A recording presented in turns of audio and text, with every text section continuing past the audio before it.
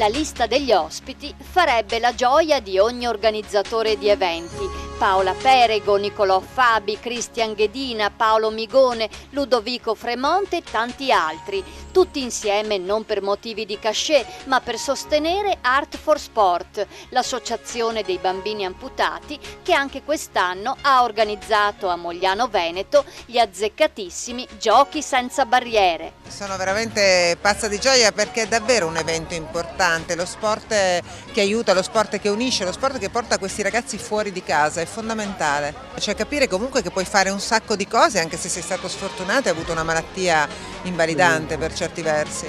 Torino, Milano, Bologna, Livorno, Conegliano, Mestre, Mogliano e Roma. 8 squadre da tutta Italia guidate da celebrità dello sport e dello spettacolo si sono sfidate con carriole, secchielli e gommoni, regalando scenette inedite e divertenti. Sì, la mia specialità è la discesa, difatti mi hanno detto, non so come si chiama quel gioco lì, il gioco del castello che bisogna scendere, mi hanno detto che mi metteranno lì, mi faranno fare quello. Poi dopo comunque l'anno scorso io mi sono divertito, qualsiasi gioco insomma qua, ho visto che sono bene o male, poi non so se sono sempre gli stessi o ne mettono qualcuno di nuovo, è sempre divertente, è bello ed è bello farlo insieme a tutti i ragazzi.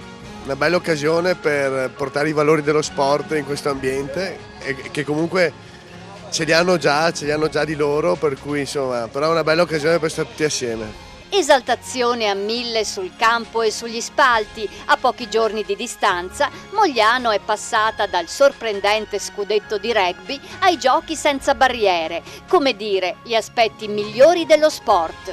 Beh, un duplice successo, quello rugbyistico, siamo campioni d'Italia e soprattutto oggi siamo campioni senza barriere, questa è la cosa più bella, la manifestazione è fantastica, tanti atleti, tanti amici hanno partecipato a questo evento e credo che sia un messaggio fortissimo, insomma si può fare sport, si devono abbattere le barriere e la gente come Bebe ha dei incredibili talenti che ci danno energia a tutti noi per vivere meglio anche non solo nello sport ma nella nostra vita quotidiana. Io credo che la provincia di Treviso sia una delle province più sportive in assoluto a livello italiano, sia dal ciclismo, dal rugby, qualsiasi attività, basket e quant'altro, per cui noi continueremo a essere vicini allo sport perché credo che lo sport contribuisce a fare anche economia.